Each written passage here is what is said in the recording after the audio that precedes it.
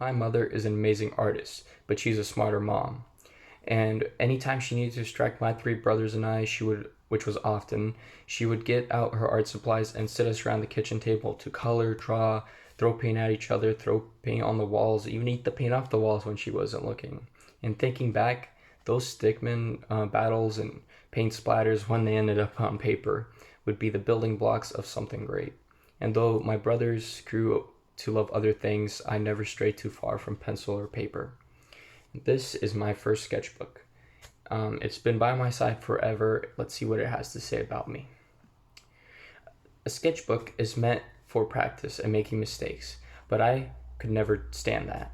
Once I sat down to draw, I would not be able to get up until I had something worth hanging on the wall, and that's reflected by the thickness of my sketchbook. I was a perfectionist, and anytime I didn't like something or I couldn't fix it with an eraser, I just tear it out and throw it out. But as I began to draw more and attempt new things, I learned the value of making mistakes. I understood that to get better, you had to try again and again and fail again and again until you got it right. Only that would make you better.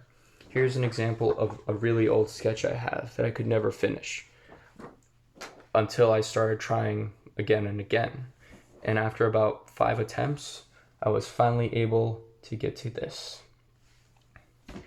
And after that, as much as it hurt, I started keeping all my sketches.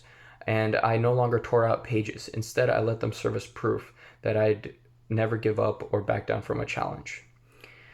And that also shows that nobody develops a skill without stumbling into unknown territory.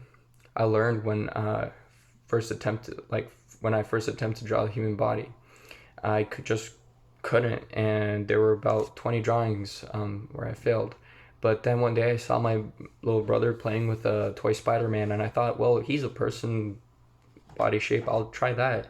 And soon he was swinging from every blank page in sight.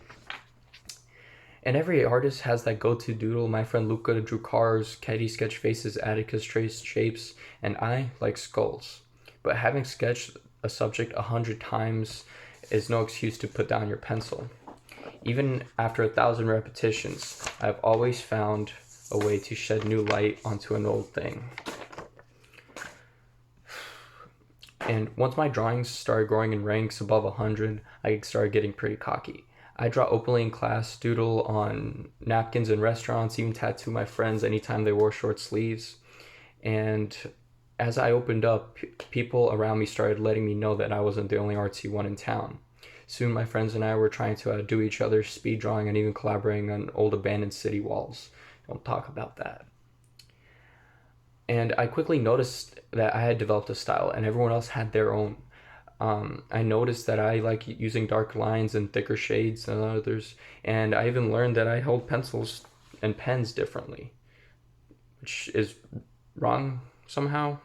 Anyway, generally, people praise my drawings, but I couldn't always do that. I used to be a perfectionist, but through my failures, my drawings taught me that I had more to learn from my mistakes than my best work. Though it's easier sticking to what you know, I learned that something only grows old and boring if you let it. I learned to share my work and appreciate uniqueness and diversity.